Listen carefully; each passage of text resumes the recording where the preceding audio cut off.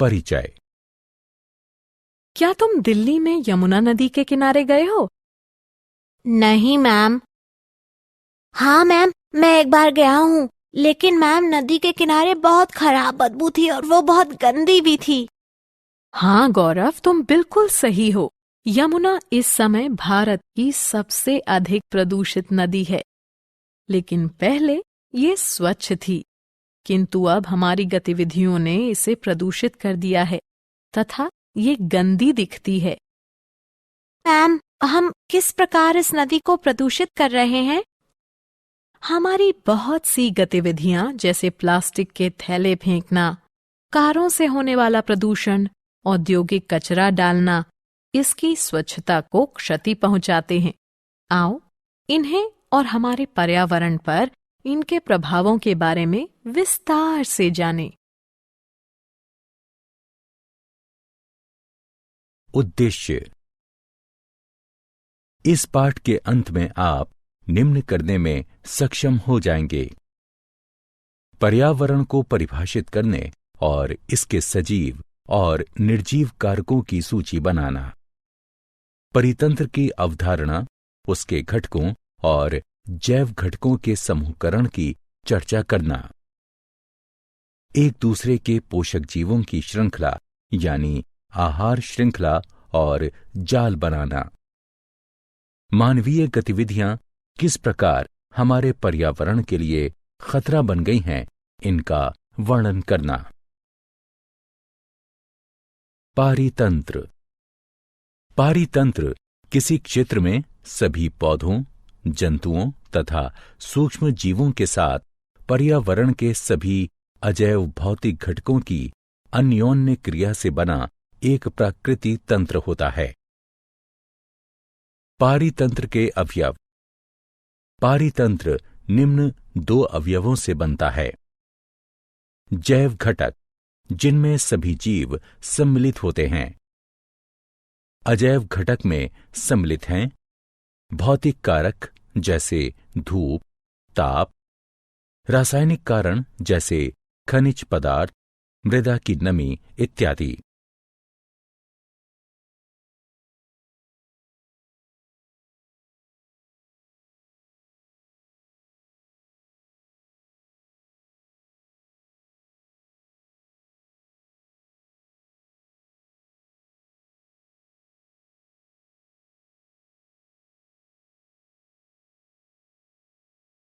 पारितंत्र के प्रकार।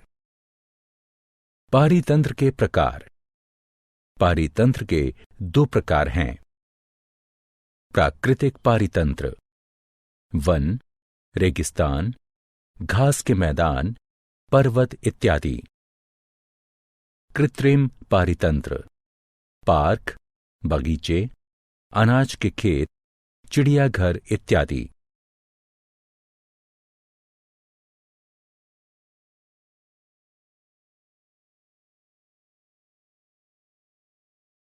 पारितंत्र के जैव घटकों का वर्गीकरण। हमारे पर्यावरण के जैव घटकों को मुख्यतः 3 समूहों में विभक्त किया जा सकता है: उत्पादक, उपभोक्ता, अपघटक। उत्पादक ऐसे जीव जैसे पौधे होते हैं जो अकार्बनिक यौगिकों से कार्बनिक यौगिक का उत्पादन करते हैं। उपभोक्ता ऐसे जीव होते हैं जो दूसरे जीवों से पोषक पदार्थ ग्रहण करते हैं। अपघटक सूक्ष्म जीव होते हैं जो मृत पौधों एवं जंतुओं का अपघटन करते हैं।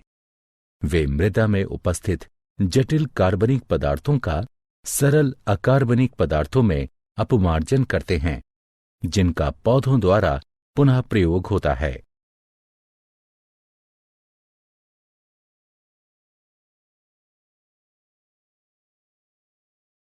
आहार श्रृंखला। आहार श्रृंखला पारिस्थितिकी समुदाय में उपस्थित जीवों की उत्तरोत्तर व्यवस्था होती है, जिसमें एक जीव से दूसरे जीव तक आहार ऊर्जा की श्रृंखला का निर्माण होता है। इस श्रृंखला का प्रत्येक जीव अपने नीचे के जीव पर आहार के लिए निर्भर होता है और बदले में उसके ऊपर का जीव उसे आहार बनाता है। आहार श्रृंखला का प्रारंभ उत्पादकों से होता है। उत्पादक प्राथमिक उपभोक्ताओं यानी शाकभक्षी का आहार बनते हैं। वे द्वितीय उपभोक्ता यानी मांसभक्षी का आहार बनते हैं और उनमें से कुछ तृतीय उपभोक्ता यानी श्रृंखला में सबसे ऊपर स्थित मांसभक्षी का आहार बनते हैं।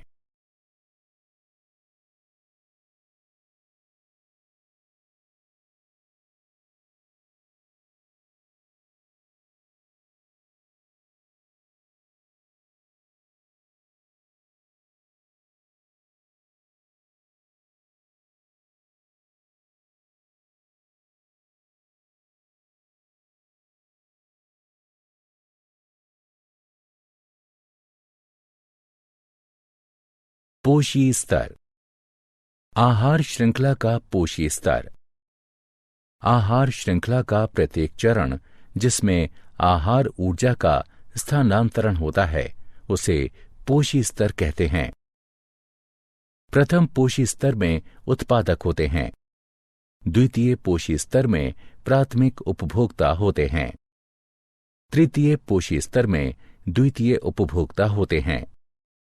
चतुर्थ पोषी स्तर में तृतीय उपभोक्ता होते हैं। चूंकि प्रत्येक पोषी स्तर पर आहार ऊर्जा का स्थानांतरण कम होता जाता है, इसलिए पोषी स्तरों की संख्या सीमित होती है और 4 या 5 से ज्यादा नहीं होती। पोषी स्तर। आहार श्रृंखला के पोषी स्तर में ऊर्जा का प्रवाह। हरे पौधे यानी उत्पादक उनकी पत्तियों पर पड़ने वाली सौर ऊर्जा का 1% ग्रहण करते हैं और प्रकाश संश्लेषण के दौरान उसे आहार ऊर्जा के रूप में संचित करते हैं। एक पोषी स्तर से दूसरे पोषी स्तर तक ऊर्जा के स्थानांतरण के दौरान 90% ऊर्जा का क्षय हो जाता है और केवल 10% ऊर्जा ही एक स्तर से अगले पोषी स्तर तक स्थानांतरित होती है। अतः प्रत्येक पोषी स्तर पर ऊर्जा के स्थानांतरण में 10% का ह्रास होता है। इसे ऊर्जा स्थानांतरण का 10% नियम कहते हैं। जैव आवर्धन। हानिकारक रसायन जैसे कीटनाशक तथा पीड़कनाशक जिनका प्रयोग फसलों को कीटों और पीड़कों से बचाने के लिए किया जाता है, उनको पौधे अवशोषित कर लेते हैं और ये आहार श्रृंखला में प्रवेश कर जाते हैं। चूंकि ये रसायन अजैव निम्नीकृत है, यह प्रत्येक पोषी स्तर पर उत्तरोत्तर संग्रहित होते जाते हैं और इनकी मात्रा बढ़ती जाती है। क्योंकि किसी भी आहार श्रृंखला में मनुष्य शीर्षस्थ है, अतः हमारे शरीर में यह रसायन सर्वाधिक मात्रा में संचित हो जाते हैं। ऊंचे पोषी स्तर के जीवों के शरीर में हानिकारक रसायनों की मात्रा बढ़ने को जैव आवर्धन कहते हैं। आहार जाल। पर्यावरण में उपस्थित परस्पर संबंधित विभिन्न आहार श्रृंखलाओं के जटिल तंत्र को आहार जाल कहते हैं।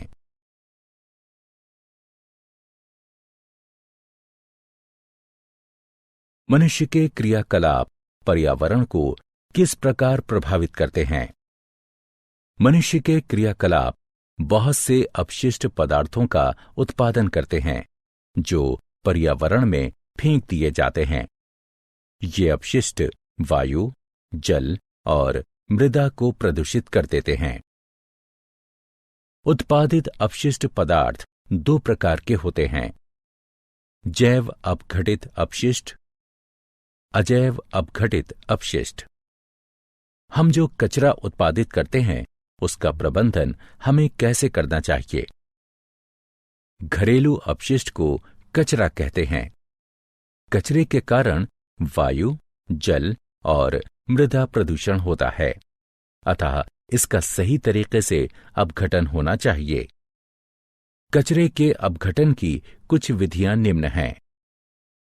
भूमि भराव, पुनर्चक्रण, बायोगैस और खाद का उत्पादन, कूड़ा खाद की तैयारी, भस्मीकरण, अपशिष्ट शोधन संयंत्र।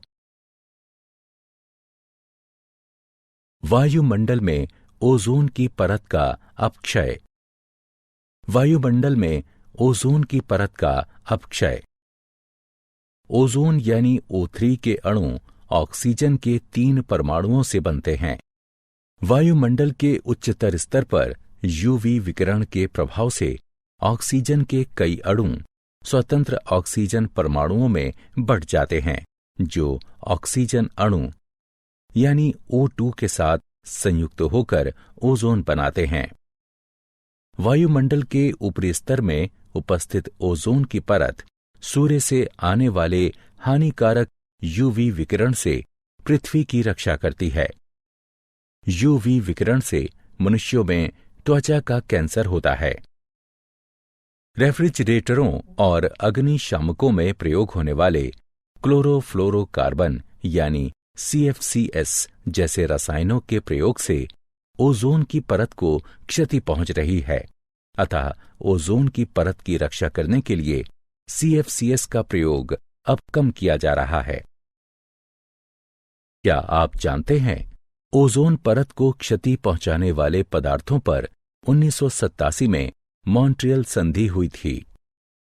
ये एक ऐसी संधि है जिसके अंतर्गत ओजोन की परत को क्षति पहुंचाने वाले पदार्थों के वैश्विक उत्पादन, उपभोग और उत्सर्जन में कमी आई है। सारांश। आइए हमने जो कुछ सीखा है उसे संक्षेप में दोहराएं। एक पारितंत्र में जैव और अजैव घटकों की अन्योन्य क्रिया शामिल होती है। पारितंत्र के जैव घटकों में उत्पादक, उपभोक्ता और अपघटक शामिल होते हैं। विभिन्न जैव स्तरों में शामिल जीवों की श्रृंखला आहार श्रृंखला का निर्माण करती है। एक पोषी स्तर से दूसरे पोषी स्तर तक जाने में ऊर्जा का सतत क्षय होता है। उत्पन्न होने वाले अपशिष्ट पदार्थों को जैव अपघटित अपशिष्ट और अजैव अपघटित अपशिष्ट में वर्गीकृत किया जाता है। क्लोरोफ्लोरोकार्बन रसायनों के प्रयोग से ओजोन की परत को क्षति पहुंचती है।